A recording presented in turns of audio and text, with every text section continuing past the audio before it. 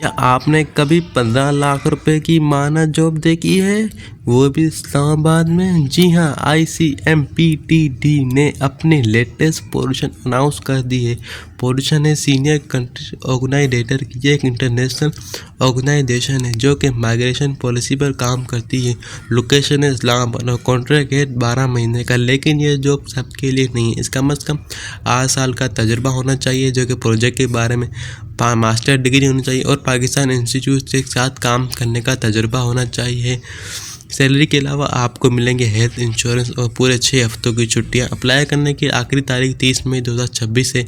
Apply करने के लिए करियर ICMPT के ऑर्गेनाइज पर जाएं। डिटेल वीडियो के लिए चैनल को विजिट करें और अपने काबिल दोस्तों को टैग करना मत भूलें।